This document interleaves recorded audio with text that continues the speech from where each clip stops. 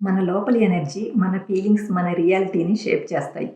మనం love, positive వైబ్‌తో నిండితే universe మనతో connect అవుతుంది. కోపం, నెగటివిటీతో అరిస్తే అరుపులే వస్తాయి. ఈ 2 నిమిషాల వీడియోలో ఎనర్జీని క్లీన్ చేసి, లవ్‌తో నింపి యూనివర్స్‌తో ఎలా సింక్ అవ్వాలో చెప్తా. రెడీనా? Let's dive in. మనం అందరం ఎనర్జీ మ్యాగ్నెట్స్. మన ఫీలింగ్స్ అంటే మన మ్యాగ్నెటిజం. మన లోపల ఏ ఎనర్జీ పెట్టామో అదే బయట అట్రాక్ట్ చేస్తాం. లవ్, కామ్నెస్, కంపాషన్‌తో నిండితే అలాంటి వైబ్‌ని అట్రాక్ట్ చేస్తాం. కానీ కోపం, ఇరిటేషన్‌తో నిండితే యూనివర్స్‌తో కనెక్ట్ అవ్వలేం.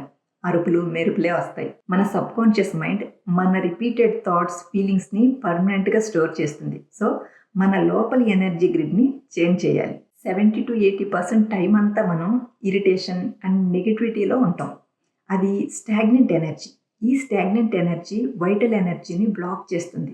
వైటల్ ఎనర్జీ అంటే ఆయురారోగ్యం, ఐశ్వర్యం, ఉద్యోగం, వ్యాపారం, సంతానం అన్నీ ఇచ్చేది అదే.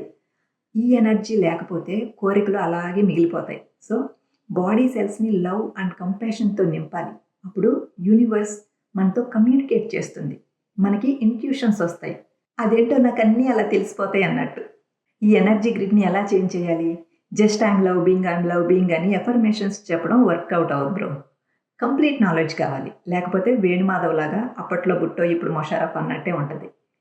మన inner faculties, mind, heart super powerful. మనం లవ్, కంపాషన్తో నింపితే బ్రెయిన్ ఆ ఫీలింగ్స్ని హార్డ్వైర్ చేస్తుంది. స్టాగ్నెంట్ ఎనర్జీ లైక్ కోపం, జడ్జిమెంట్ని క్లీన్ చేయాలి. ఎలా? రెగ్యులర్గా నేను లవ్తో నిండాను అని ఫీల్ అవ్వాలి. ఇన్ కేసు ఒక పని మనం అనుకుంటే అది జరగకపోయినా ఓకే, యూనివర్స్ దగ్గర ఇంకా బెటర్ ప్లాన్ ఉందా అని ధీమాగా ఉంటాం.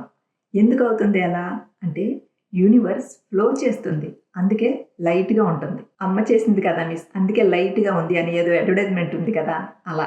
నిజానికి అమ్మమ్మ చేసిన ఆయిల్ ఫుడ్ అంటే లైట్గా ఉండనే ఉండదు, అది వేరే విషయం. సో మనకి లైట్గా ఉండేదంతా మన ఫీలింగ్. అప్పుడు మనకు అన్యాయం చేసిన వారిని చూసినా ఓకే, వాళ్ళు ఇంకా ఎదగలేదు అని జాలేస్తుంది, లైట్ తీసుకోవాలనిపిస్తుంది, లేదా అట్లీస్ట్ వాళ్ళ థాట్ మనకు రావద్దు అనిపిస్తుంది.